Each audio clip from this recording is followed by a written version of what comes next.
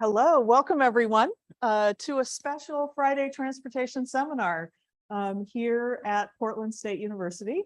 My name is Jennifer Dill. I am a professor of urban studies and planning and director of TREC, the Transportation Research and Education Center. Oh, I know. Okay. Our Friday transportation seminars have been a tradition since the year 2000. These seminars are once again being held live on the Portland State University's urban campus, located on the ancestral homelands of the Multnomah, Cathlamet, Clackamas, Tumwater, and Watlala bands of the Chinook, the Tualatin Kailapuya, and many other indigenous nations of the Columbia River. It is important to acknowledge that we are here because of the sacrifices forced on the indigenous ancestors of this place. Remember these communities and honor their legacy, lives, and descendants. Today, we are very pleased to have Dr. Francis Wambalaba presenting on rideshare practices in developing countries versus developed countries. I'm going to give a brief introduction to Francis. So Francis Wambalaba is a professor of economics at United States International University in Nairobi, Kenya. He has over 30 years of career experience in the United States and Kenya, including transportation planner at TriMet, a senior research associate at the Center for Urban Transportation Research, Qatar, at the University of South Florida, and a associate deputy vice chancellor for research at USIU in Kenya.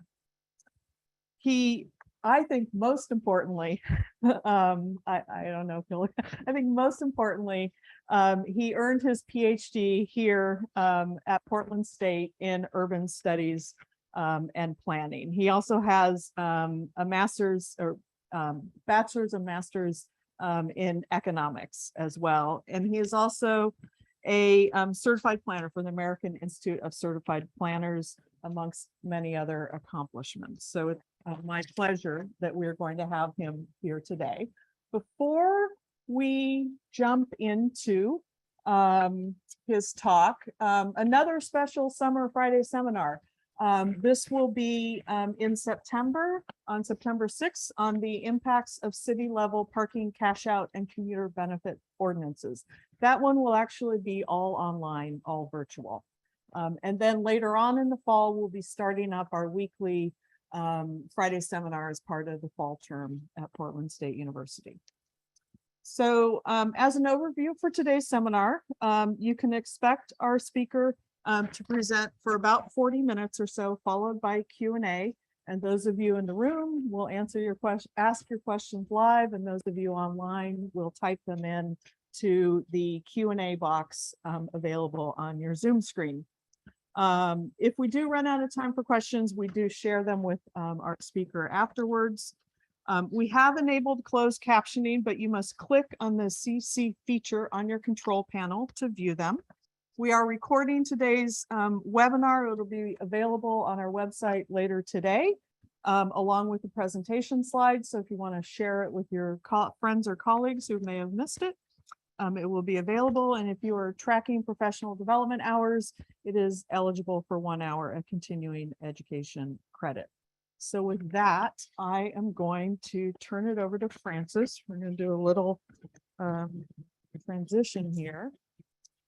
And I do that, and that I'm going to start your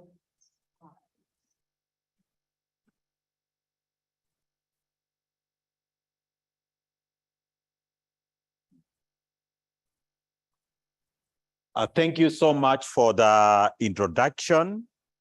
I hope I'm clear enough. Thank you. Again, as I've been introduced, Francis Wambalaba is my name, and coming here is like coming back home. I spent a good 21 years in this city, and so it's homecoming a bit. This research that I did with a team, actually, maybe there are two takeaways that we want to think about. One is that to look at the developing country, but using Kenya as an example, how far we are in terms of transportation demand management. And this is especially carpooling and van pooling. But also looking through your rear view mirror from the perspective of the West, again, there are certain elements that become important for those in the West because we know that some of the effects of transportation do not know boundaries. And so it becomes very critical for those who are in the West to also appreciate the issues. Also, we know that there are challenges, as we are going to see in terms of rideshare, which I think have implications to the changing policies in the West as well. Now, while the rideshare research that you are going to see does not have all the details that are actually able to help us do maybe policies, effective policies, we are going to find that actually there is a huge gap between the Kenyan experience and the US. Am I going the wrong direction? Okay. Okay. So a little bit about the presentation. I'll look at the background and then look at the Kenyan experience from the research findings and also look at a comparative back to the future context. In other words, what are the implications? Start looking at it from the Western perspective and then the lessons learned.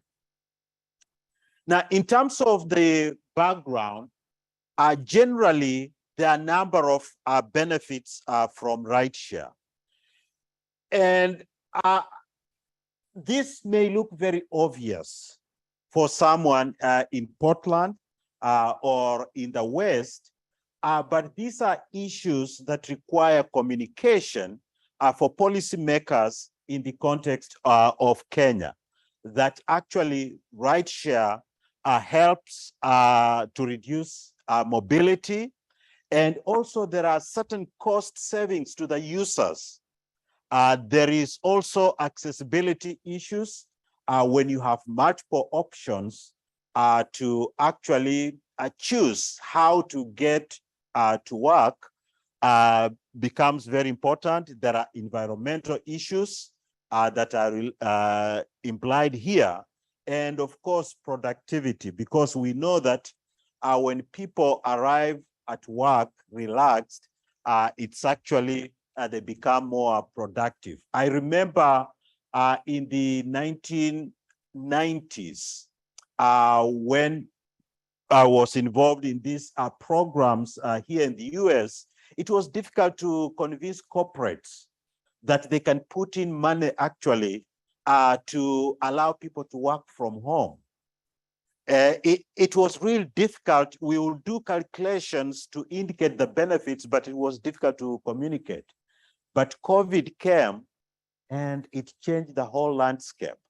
And so some of the issues that we look at here in terms of productivity, these are issues that are difficult to communicate back home in terms of the planners. And actually, we tend to have most of them engineers. The planning department is managed by engineers. And so when you try to bring in the human face, it becomes really difficult also in terms of the issues. So the project objectives was to investigate the strategies for employer carpooling. And generally, we were looking at how can employers push this agenda.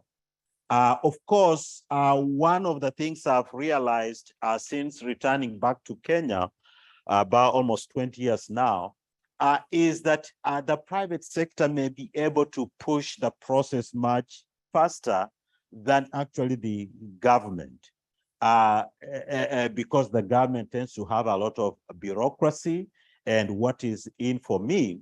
And so oftentimes becomes really difficult to convince on some of these issues. So there is actually a business community where my university is located. It's called Rubicon, or Ruaraka Business Community. Generally, they have been very receptive, and it's one of actually a major tax payer in terms of the city of Nairobi. And that's generally the team that I try to work with.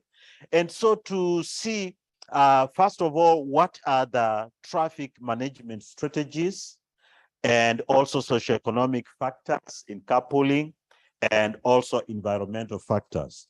Obviously, the primary message was for the policymakers and the business communities in Kenya, but I'll still try to extrapolate to see how these issues also may benefit us, the audience like you in the West.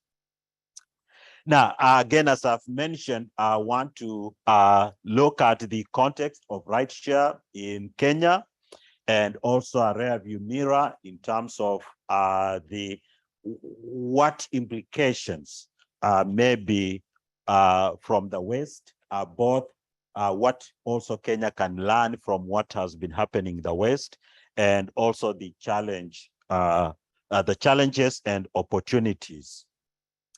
Now, I want to define rideshare from this traditional perspective, because like now when we talk about, when you Google rideshare, you see Uber. To me, I'm looking at Uber and the rest more or less of from a taxi perspective, so that I'm looking at just carpooling and van pooling. So let's look at the study itself.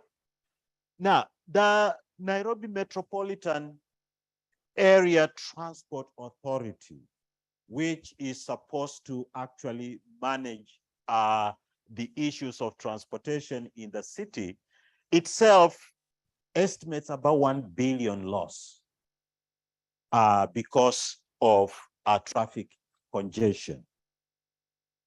Also, 50% of Nairobians actually walk. And that is, and that's going to be one of the contrasting aspects between the West. Why do people walk in Kenya versus why do people walk in the West, let's say in Portland here? And we also know that as much as we have 50% walking, the infrastructure itself is not actually very well designed. About 3 years, because of the pandemic, I keep on forgetting that there is a gap. Probably it's 5 years now. About 5 years ago, we were involved in actually developing a motorized transport system in the city, working with the KARA, which is the Kenya Alliance of Resident Associations, of which I'm one of the judges. We work with the neighborhood associations. They compete to improve on a number of programs. And so through KARA, we were able to actually come up with a policy in terms of non-motorized transport. And one of the major roadblocks is actually the pedestrian walkways. Very, very difficult. You can come all the way and then all of a sudden it just vanishes nowhere, and then you are stuck into traffic with vehicles. Now, some of the findings were that and by that, matatu is a jitney type of service, and it's actually the dominant. And unfortunately, we used to have a very good bus system in the 60s and 70s. And then in the 1980s there, it started to disappear slowly. By the time I went back, there was no actually a city transit system. All the transit system, the private vehicles, vans and buses of different groups. So there is no transit system that you would consider an urban transit system. So that matatu is what we are referring to as the main public transportation system. And of course, rideshare, what we generally in Kenya that we see when people are taking their children to school, and then you ask the neighbor, okay, the neighbor gives you the children, you take them. Mostly it's around that. So in terms of formal organized system, it is a struggle.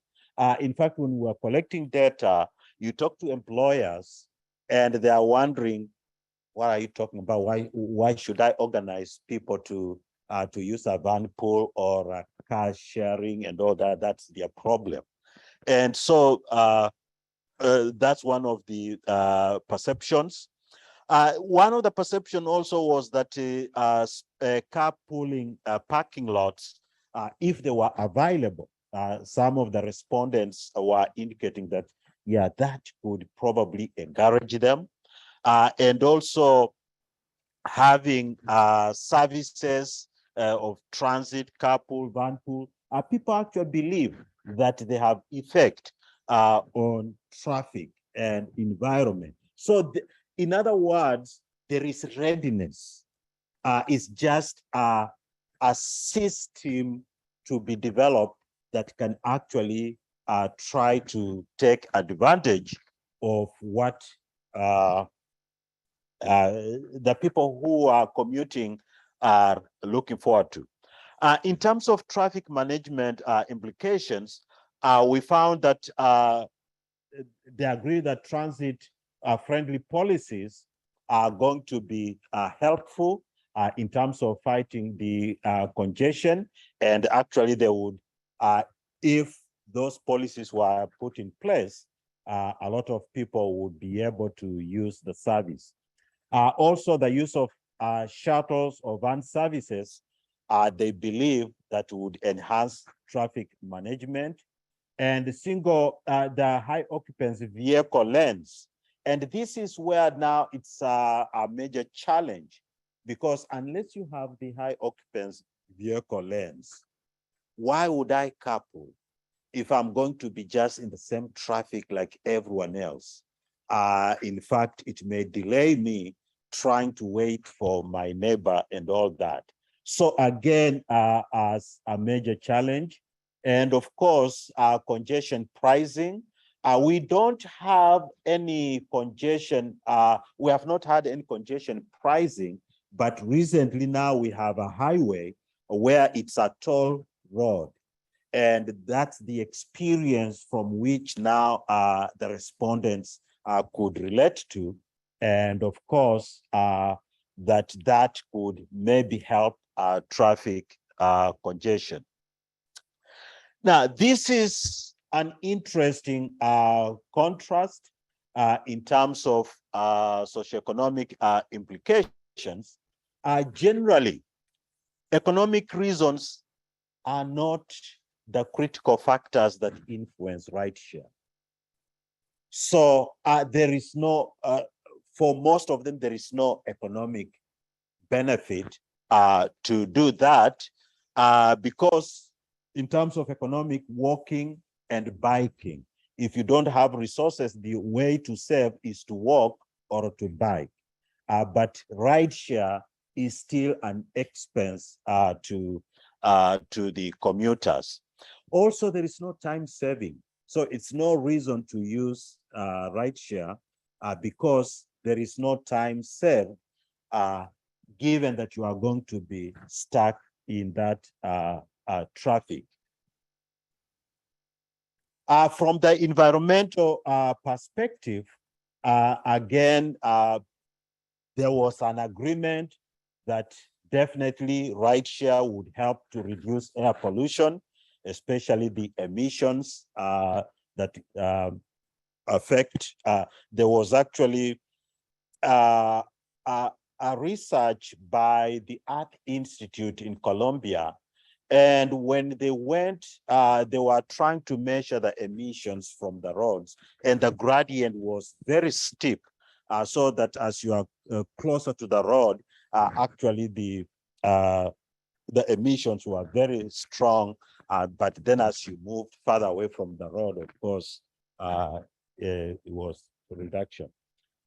There's also, of course, the belief that this will also help to reduce other diseases that are related to air pollution and also noise pollution caused by the automobiles, especially the matatus, because generally the noise pollution is that they honk so much, each one trying to call passengers to come to them as they compete. So they are just making noise, honking, and of course, calling, shouting, and all that. So if you live close by 5 o'clock in the morning and you want to sleep in, chances are that you may not enjoy that. And so in terms of recommendations, obviously, again, going to traffic management, the need for the HOVs maybe they were seen as useful, and also encouraging carpooling. The respondents definitely were for that. In terms of socioeconomic implications, again, there were suggestions, even as far as use of taxes, incentives, so that people can actually, especially employers, can be able to run some of those programs, provision of public transit. As I mentioned, we don't have public transit system. It's all privatized. And of course, the need for employers to actually support transportation demand management.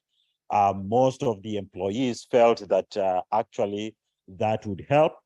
There are some, for example, the United Nations, the US Embassy, and other offices, those tend to have shuttles. And employees from those areas actually see the benefit of using that kind of system, and so arguing for setting up that system that it may reduce the traffic. And of course, environmentally, arguments to support curbing some of these the music. The music can be really loud. They put those vehicles they can put on full blast because each one wants to attract the young generation who may feel that is trendy, and so it becomes a major nuisance. So in terms of concluding observations from this, before now I start to look through back to the future, we see that the process is at infancy level. It's emerging, and I think it needs guidance so that it moves forward, rather than individuals who try, then they realize that no, this is not working, and then it starts to have a negative, people have negative perception about rideshare. And therefore, looking at it from a global perspective, you find that in terms of policy, without data, it becomes really difficult to make decisions or at least implement certain projects that are going to help. And part of this research was actually to communicate that, yes, there is a start somewhere where we can have this data that can be used to make the decisions. And what I'm going to show next is when you look at the trends in the West, how far they are, and looking through that rearview mirror, then we can be able to see the distance that needs to be covered, but urgently so. So I just want to now give the context from the developed world perspective. We know that the carpooling began after the Second World War.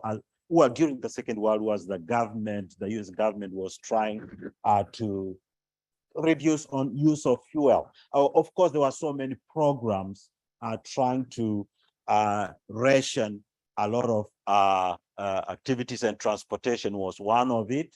And then there was later on in the 70s, the oil embargo. During that period, we saw the construction of HOVs as another period that started to encourage carpooling.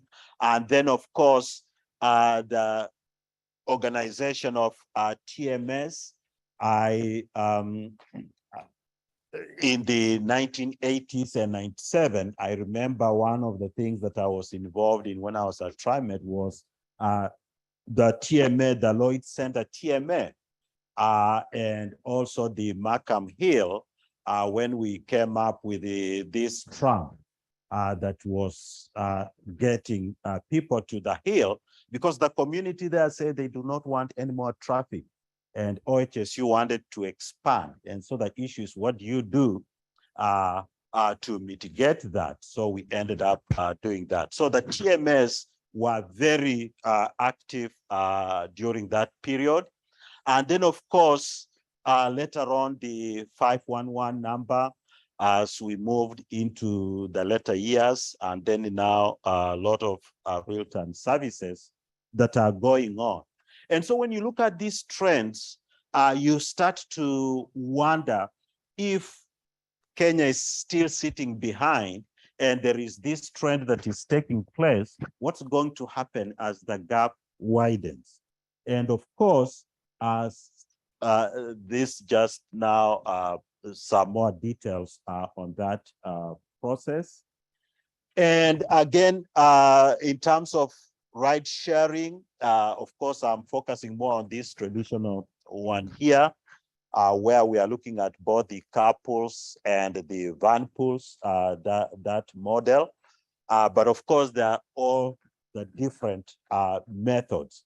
And so these have been some of the methods that have been developing and are maturing, and therefore the need to export some of these ideas if we are going to fight global warming.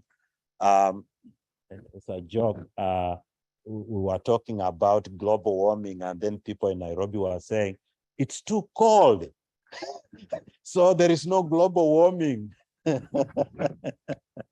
So when we were saying this is part of, because Nairobi has become completely cold more than ever.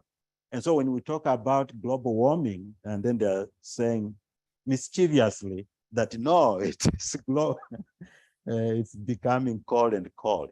Now, when you look at trends like this, where you are able to actually come up with specific figures that can help you make decisions, when you can be able to say, oh, okay, annual VMTs, we can be able to reduce 2,836. And therefore, if we do this, there will be this impact.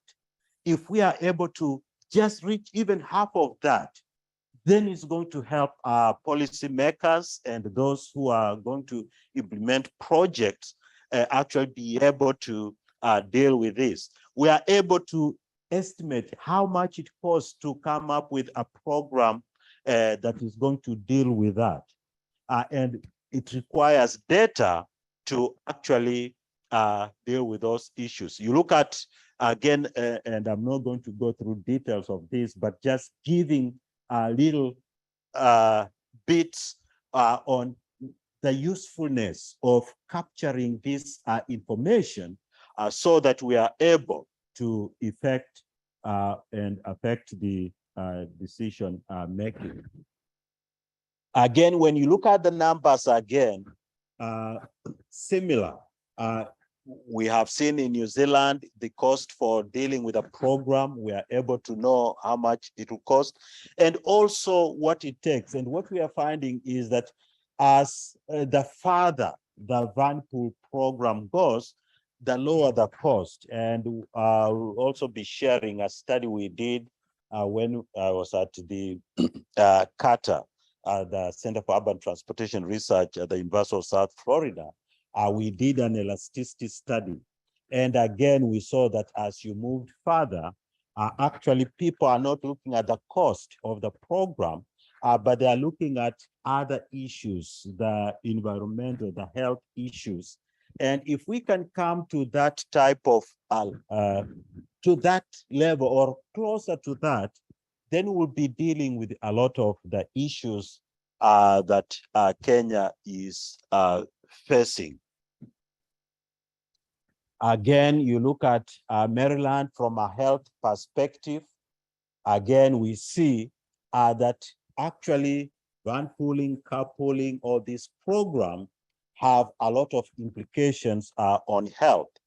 And again, yes, they cost something, but they are also saving lives. Now, as we have seen, of course, in US, people bike because of health reasons. In Kenya, people bike because of economic reasons. They don't have an alternative, and so they are going to bike, or they are going to walk because there's no alternative, rather than looking at it as a health or environmental aspect. This is a study that we did sometimes back in 2004. That was actually the year I was shipping out back to Kenya. And again, we did an elasticity study, and it showed that actually in terms of the Puget Sound, we used the data from the Puget Sound, that if we reduced the fares, still the effect in terms of people changing is not as high. It's not as elastic. And also, as you moved in terms of distance, again, you found that once people start to use a certain mode, it becomes habitual.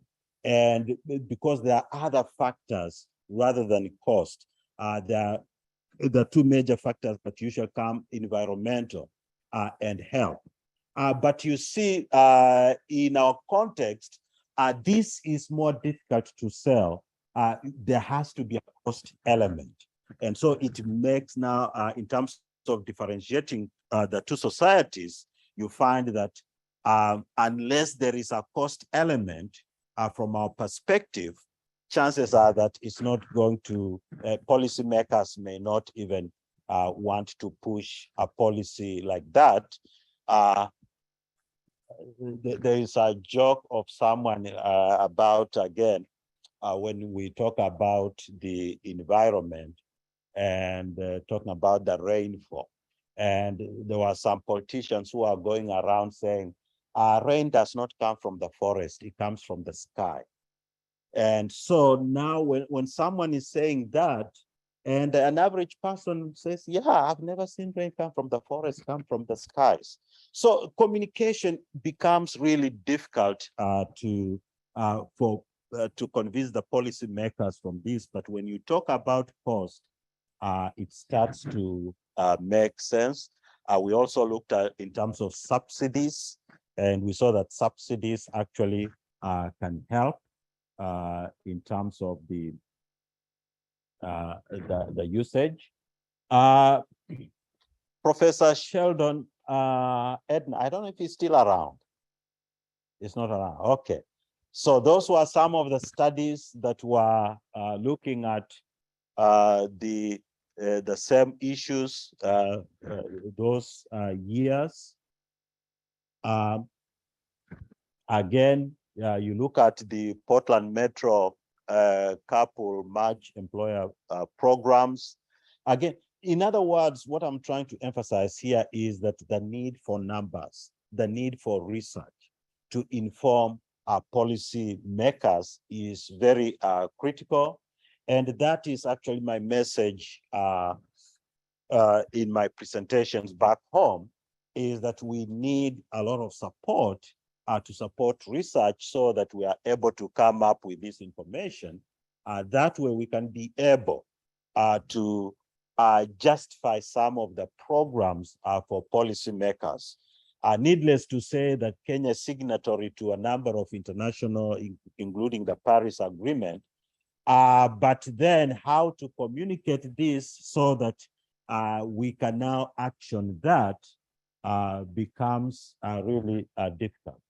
So in conclusion, a number of observations that I want to make in terms of why, for an audience like you, it's important to appreciate what is going on in the developing world, and also look at some of the contrasts. Some of them have been making them as we go, and also the emerging issues and challenges. One is that environmental effects are global and it does go beyond borders. And so as much as we may do a lot of things here, we are not going to succeed unless we on the other side are also doing something about it.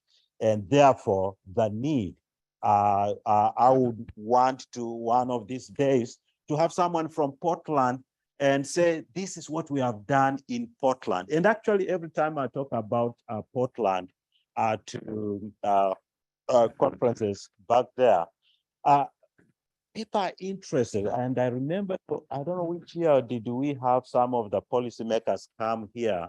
They visited Metro, and then they went to Curitiba. I convinced them, they came here, they went to Curitiba, they came back, they sat back, nothing happened. So use of van pools and carpools help manage communicable diseases such as COVID. And here we are saying that, for example, generally people did not want to use transit during COVID because people do not listen. They say put on masks, they are not going to do that. But in a place like in a van pool, because people know each other, there is peer pressure. So you are able to actually mitigate some of these problems because there are people who relate with each other, they care about each other. And so it becomes an important element. Opportunity for researchers and consultants in the West. This is an opportunity for those of you in the West in terms of appreciating the dichotomy between these two communities. And also it becomes also a soundboard because even within the West itself, there are certain communities that are poorer, and chances are that there's similar issues may emerge. So by looking at this, it becomes important to also look in your own backyard to see there are some of these community-related issues in terms of differences in income that we can do so that, again, we are able to minimize those negative effects of transportation. And of course, if anything, it is maybe this presentation just gives a very good opportunity to be able to engage in some intellectual discussions elsewhere because you have some insights. In terms of contrasts, again, as I have been going through, when we talk about walk and bike, we see that generally people here may walk and bike because of environmental health issues. There it's because of economic issues. I don't think anyone who is biking or walking to work is thinking about the impact they have on society. They're thinking, I wish I would make money, get a car, and then start to drive. That's what they're thinking about. Public transit occupancy. Here, I remember when we were looking at the numbers in terms of occupancy, you hardly get buses that are actually full. It's a struggle to get people to fill out in places like Los Angeles. difficult to really fill out buses. The East Coast, Portland has always been at least ahead of the curve and the East Coast, but generally it's not. On the other side there, it's difficult to get space on that matatu that we are talking about. It is always jammed. Someone who is going maybe on this other end would want to go all the way to the other side of town so that they can be able to get space. Because when the vehicle will be passing here, it will not be stopping, it will be full. Again, in terms of why high occupancy vehicles, again, you find that generally, as I mentioned, everyone there, they want to move out. Once they reach a certain income level, they want to buy that car, and they're not going to leave that car no matter what. And so you find that here you find middle class people using the public transit and all that, they are comfortable. There it's as soon as someone gets a certain level of income, buy that small car, whatever it is, and then forget about public transit. So lots of contrasts. Carpools and van pools, again, we find that here it's a norm. There again, we find that it's not very much, especially when you are to be stuck in traffic with everyone else.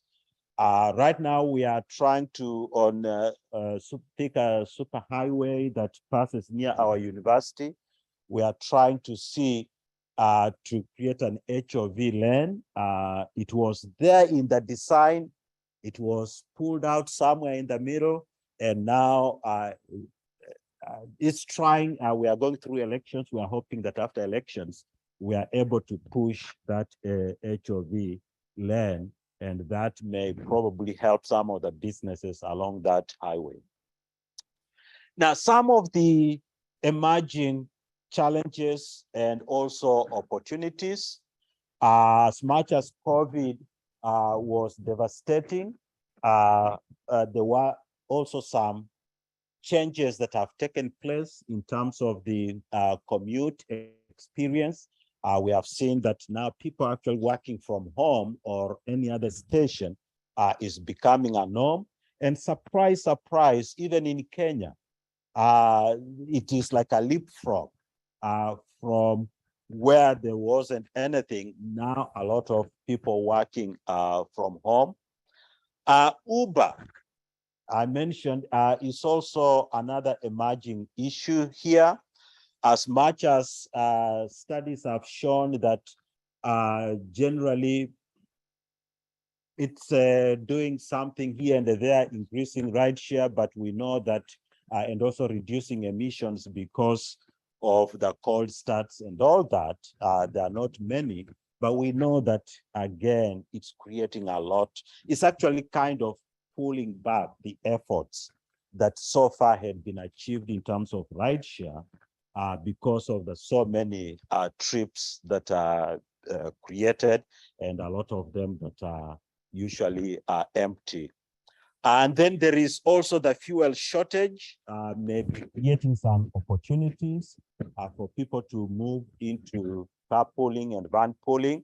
But in the context of the developing countries in Kenya, again, that does not seem to be adding any much value because, again, it does, whether you are driving or in the Nini, you find that you are still stuck in traffic. And then finally, globalization that is speeding up innovations.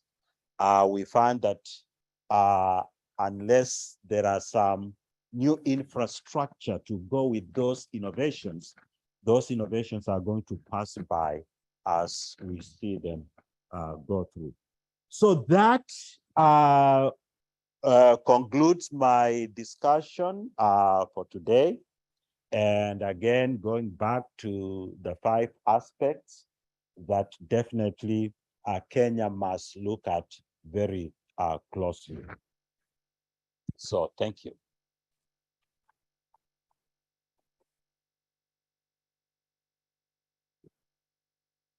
All right.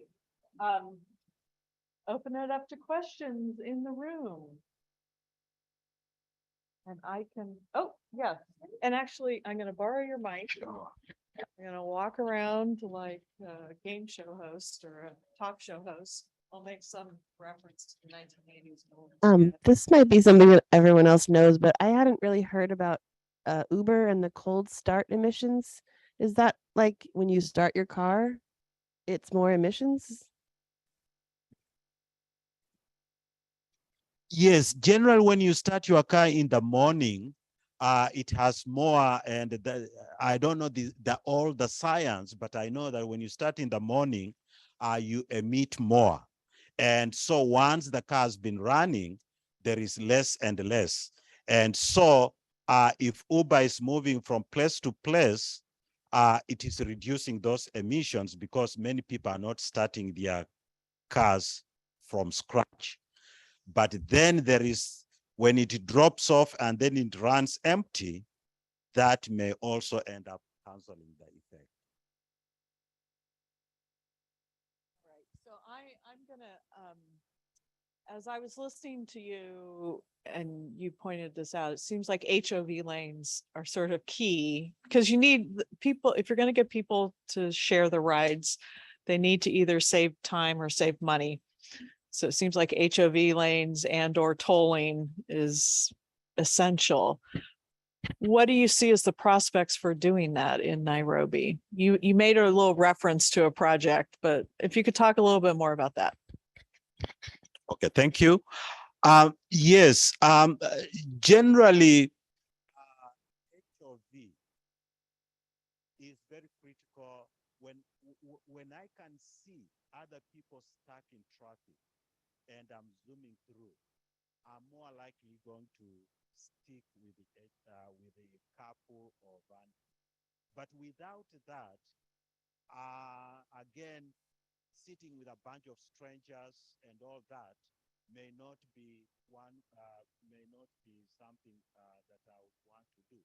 And so I believe that if we can have that HOV, and right now our university is on Thika Highway, and that Thika Highway was supposed to have light rail, but we did not implement that, and during the we don't have a reliable electricity. And one of the things I've always pointed out is that if you are going to have light rail, you must have electricity continuous.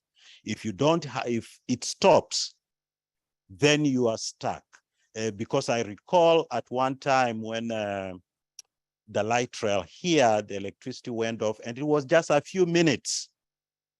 And that time, a lot of ridership just that whole week went down. And so that light rail that was supposed to be there, now they're trying to create a bus rapid transit.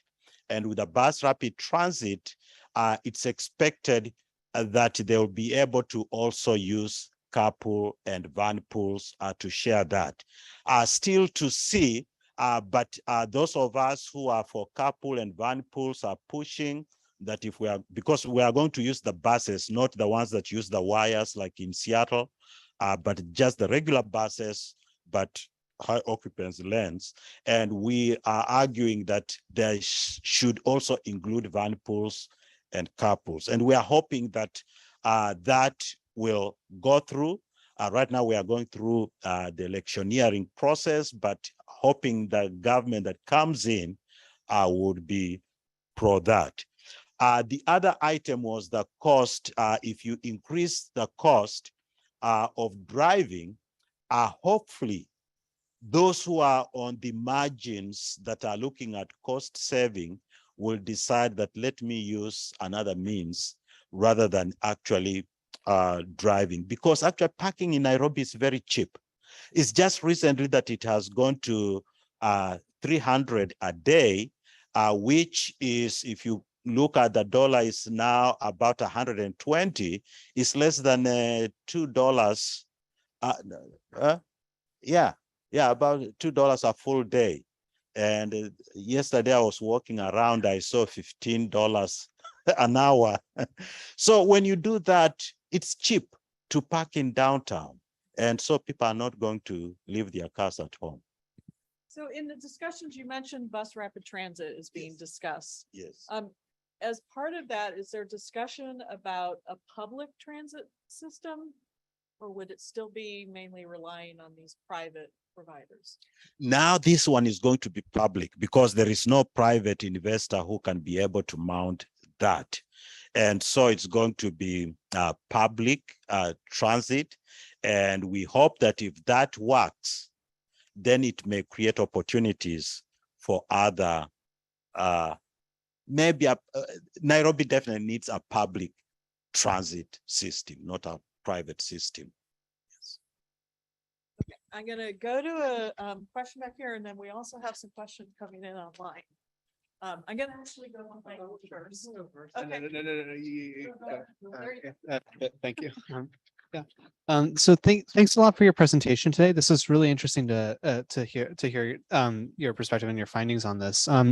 Earlier on, you mentioned that like in Nairobi, van pool and carpool for what you described as social purposes. The example you gave was people taking their children to school. Could you elaborate a bit more on like what kinds of what other uses might be included in that category? Like, and for these uses, as we call them, social uses that do not seem directly tied to employment, do you think employers feel as much of an incentive to help organize carpool van pooling services if they feel that there isn't that much of a connection to like actual productivity? Thank you. Yes, yeah, indeed. The mostly either taking children to school, or maybe family members, a couple going to work, or just friends. You saw the diagram I had there, the ad hoc type of thing. Maybe someone is just stuck somewhere and then say, "Oh, can you give me a ride?" Those types of things. But in terms of organized transport, there are institutions that provide buses. And so those are the institutions that we see as progressive that can take the lead to model that. And what we want to do is actually to try to front those institutions to push that agenda, and maybe even go into the van pooling. Van pooling, generally the institutions that use vans, they are for their employees, let's say if they are going to a meeting or for internal activities, but rather than going to pick up their employees to come to work. My university has buses, and we had a big fight because a new vice chancellor came in and was trying to sell them. The faculty went to court, and then he left, and then we got our old retired VC come back. She brought back the buses because those buses were bringing pick up people from different places to bring them at the university. So those are but we believe that those progressive companies will be the ones to push the idea. Even the Rubicon I was talking about, our universities are member of that Ruaraka business community. And when I brought up the issue of van pools at the meeting, there's to them it's just a strange thing. But after they listened, they say, yeah, maybe we need to start considering that, so that, because it's a very big community, and a van pool can drop off people here and there that are coming from the same locations.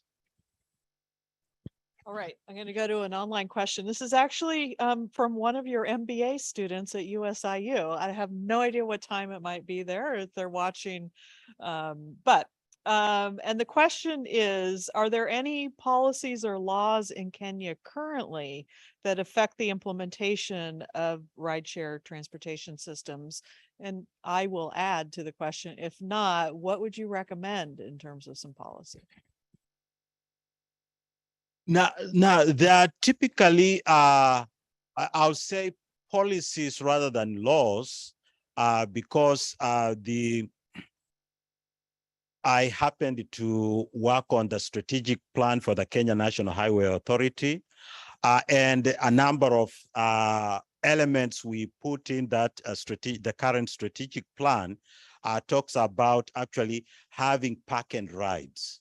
And those park and rides will be able to actually now allow people to commute and then use that. So there are policies, but enforcement is another issue, because you can have good policies, but difficult to do the enforcement. And so that's why you need to go beyond policy and have legislation, so that there are actually laws that require various VMTs for companies to limit the VMTs in terms of their employees. And if you start to go that route, then you end up meeting those requirements. Right. I would say that's the same here. I'm going to go back to this question. And then we have time. Thanks for the great presentation. What about the matatus? They seem like they are ride sharing. What are the programs to modernize them, to improve their, operations? I know in many countries they do matatu lanes to improve flow, depots, supporting them to modernize their fleet. Wouldn't that be much more impactful than focusing on a few very hard to serve trips? Anyway.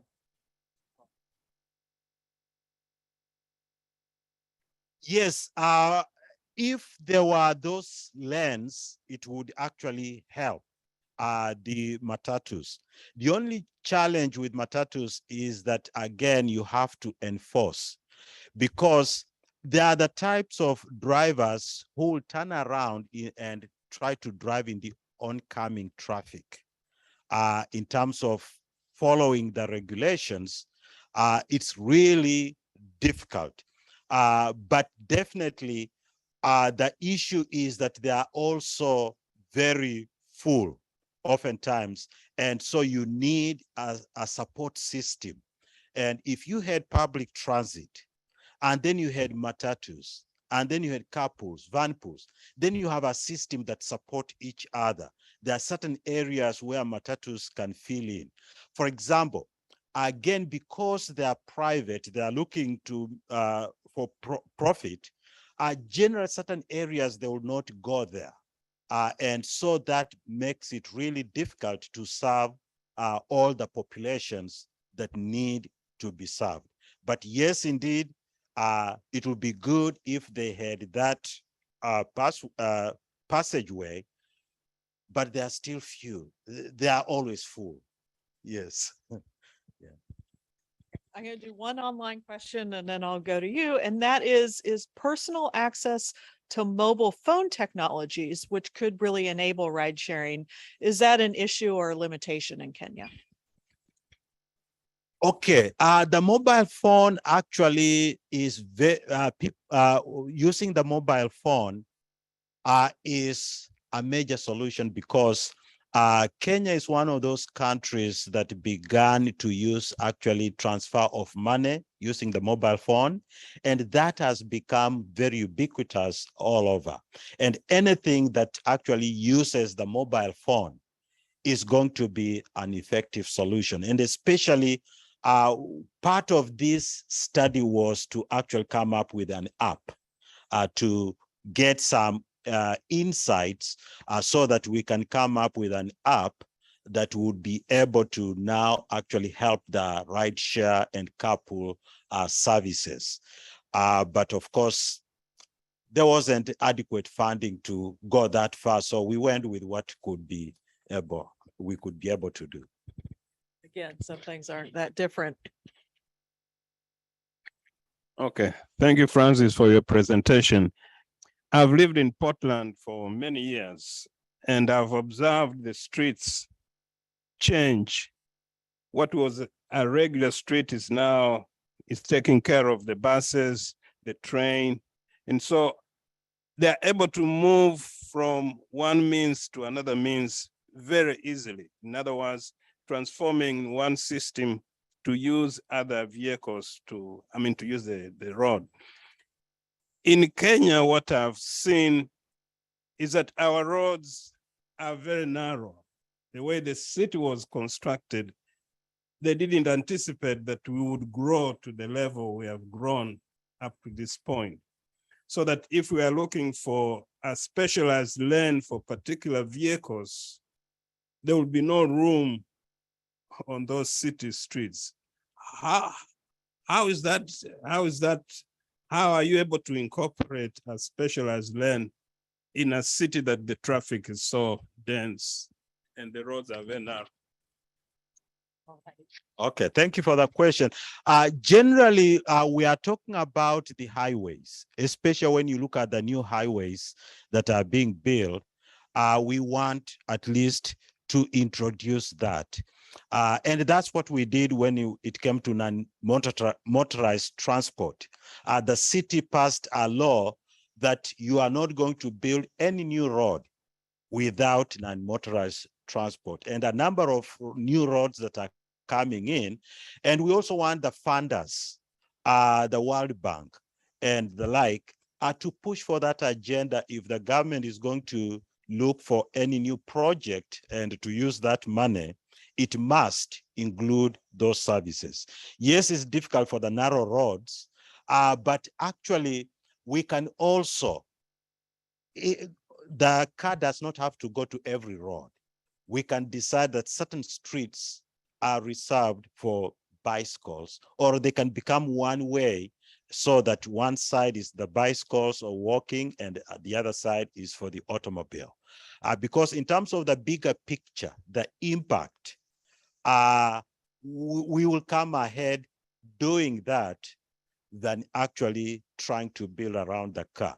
Nairobi is about 13% the population that own automobiles.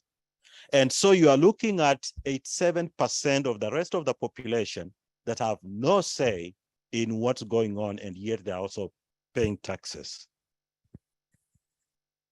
All right. So with that, I want to thank you, Francis, for joining us today. I want to thank all the viewers. Those of you who are viewing online, there'll be a short survey afterwards. Please fill it out to help us. And thank you again.